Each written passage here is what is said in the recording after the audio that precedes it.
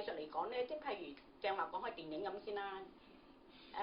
你話如果睇翻嗰個叫做斷腸悲啊嗰段燕子樓中版咧，咁啊真係冇得彈一場嗰段嘢嚟。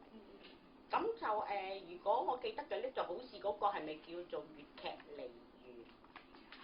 梨園話舊係啦。咁我直頭係有一位真係我唔知道係咩人嚟啊，姓葉嘅嗰個人。咁佢就話，佢話仙姐話任姐出場嗰個態度係唔得嘅。點解咁講咧？唔知似乜添，佢仲話佢。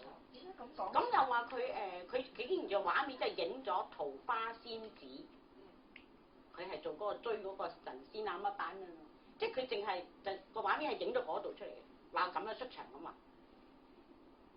即係講完呢句話唔知似乜，即係就影咗個畫面出嚟。咁我心諗，如果我哋普通人啦，即係話生活化嚟講啦，今日我知道嚟呢度，或者我知道我今日好 casual 咁着咩衫，咁如果我今晚去播，咁我係咪着第二樣衫啊？即係我哋着粵曲咁嘅演唱會咁，你梗係唔同嘅衣服噶嘛。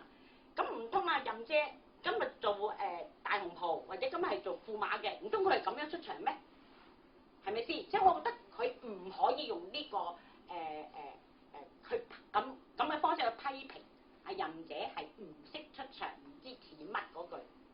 我覺得佢唔可能用呢句説話，我唔知佢意思喺邊度。即係佢可以讚薛覺先，我覺得我哋任何人都可以讚某一個偶像或者某一個老倌，係應該用任何嘅方式去讚，但就唔可以用任姐去咁樣比較，話薛覺先出場就得嘅，就壓晒場，佢哋咁講喎，壓晒場啊，出嚟嗰個咩話？嗰個形態又好 OK 啊！嗱，先都話任姐出場唔知似乜就咁講，即係我覺得佢好乞人憎咯，我唔知佢個用意喺邊度咯。係啊，即係我覺得補充嘅，即係我真係好多次我想問佢嘅其實。呢句説話無法證實嘅喎，因為我哋冇理由。有錄影帶㗎。唔係，我意思係佢話仙姐話任姐出場唔知似乜，係啦。咁除非我哋親口去問下仙姐有冇件咁嘅事嘅啫。我都想啊，早有人做到呢樣嘢啦。係啊，因為個盒帶仲喺度㗎。哦。因為佢電視影出嚟㗎嘛，嗰一出嘢連續唔知咪影10集㗎係咪？8集啊，係咯。我又唔知係第幾集嚟嘅，係影到嗰度。咁所以我哋係不斷有人打電話嚟投訴。咁所以佢就唔影啦。本來佢係2個電視台㗎嘛，香港呢個台影一輯嗬，跟住嗰個台影，跟住佢嗰個台唔影個輯啊。佢係港台節目嚟㗎。係啊，港台製作嚟㗎嘛，係嘛？港台製作㗎係咯，所以我覺得我哋就算係唔係飲迷都好啦，咁我覺得佢冇理由咁講咯。同埋我強調講一句就話，佢係咪攻擊我哋女性咧？嗱，成個梨園或者粵劇界咁多文武生，大把男嘅文武生㗎嘛，係得任姐唔係男人係女士啫嘛。即係如果我身為女士，我覺得佢會攻擊女士咯，即係我覺得啦，呢個係我個人意見嚇，即係補充嘅就我唯有講呢句嘅啫。我覺得佢真係咪攻擊女士咧？點解你咁多文武生都唔去比較？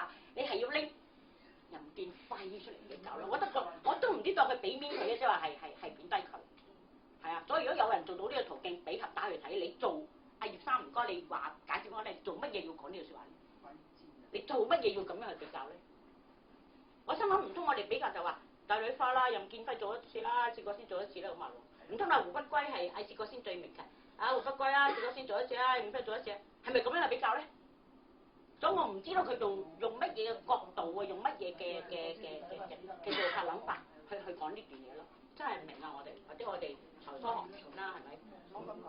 唔覺得葉生咁高深啊嘛，咁所以佢咪要咁講。呢個都係一個值得研究嘅問題。係啊，唔好意思啊，真係或者得罪咗佢啦嚇。唔緊要，我哋好多謝趙小姐補充呢一條資料。唔該晒。唔該晒。